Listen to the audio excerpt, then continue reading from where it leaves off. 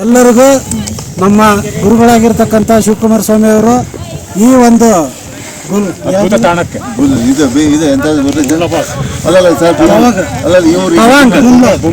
ತವಾಂಗ್ನಲ್ಲಿರ್ತಕ್ಕಂಥ ಗುಂಬ್ಲಕ್ಕೆ ಬರ್ತೀನಿ ಅಂತ ಏನು ಹೇಳಿರ್ಲಿಲ್ಲ. ನಮ್ಗೆ ಯಾರಿಗೂ ಯಾವುದೇ ರೀತಿ ಮಾಹಿತಿ ಕೊಟ್ಟಿದ್ದಿಲ್ಲ.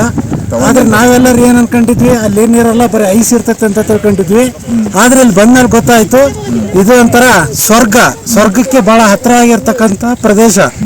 ಆಮೇಲೆ ಭೂಮಿಯಲ್ಲಿ ಇದೊಂದು ಅತ್ಯಂತ ಅದ್ಭುತವಾಗಿರ್ತಕ್ಕಂಥ ಪ್ರದೇಶ. 15,200 ಅಡಿ ನಾವು ಮೇಲೆ ಇದ್ದೇವೆ. ಇಲ್ಲಿ -9 ಡಿಗ್ರಿ ಸೆಲ್ಸಿಯಸ್ ಇದೆ ಪ್ರೆಸೆಂಟ್ ಈಗ. ಹಾಗಾಗಿ ಗುರುಗಳಿಗೆ ಹೇಳಿದೆ ಕರ್ಕೊಂಡ್ಬಂದಿದ್ದಕ್ಕೆ ಅವ್ರಿಗೆಲ್ಲರಿಗೂ ನಾವೆಲ್ಲರೂ ತುಂಬಾ ಚಿರಋಣಿಯಾಗಿರ್ತೀವಿ. ತುಂಬಾ ಧನ್ಯವಾದಗಳು.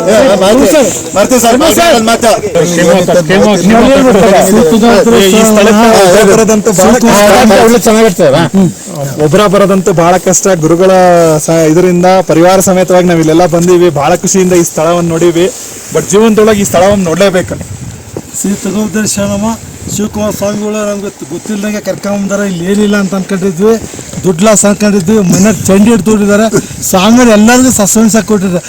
ಇಂಡಿಯಾ ಸ್ವಿಟ್ಜರ್ಲ್ಯಾಂಡ್ ತೋರಿಸಿದ್ದಾರೆ. ಸ್ವಾಮಿಗಳು ತುಂಬಾ ಧನ್ಯವಾದ. ಆಮೇಲೆ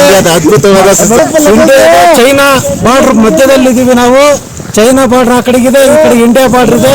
ಸ್ವಿಟ್ಜರ್ಲ್ಯಾಂಡಿನ ಬೇರೆ ಕಡೆಗೆಲ್ಲ ಸ್ವಿಟ್ಜರ್ಲ್ಯಾಂಡ್ ಐತಿ. ಆದ್ರೆ ನಮ್ಮ ದೇವರು, ನಮ್ಮ ಭಗವಂತ ಇವರೆಲ್ಲರೂ ಸೇರಿ ಶಿವಪ್ಪ ದಾವಣಿ ಇಂಡಿಯಾದಲ್ಲೇ ಸ್ವಿಟ್ಜರ್ಲ್ಯಾಂಡ್ ಸೃಷ್ಟಿ ಮಾಡಿದ್ದಾನೆ. ಎಲ್ಲರಿಗೂ ಶ್ರೀ ತುಂಗಭದ್ರೇಶ್ವರಾಯ ನಮಃ.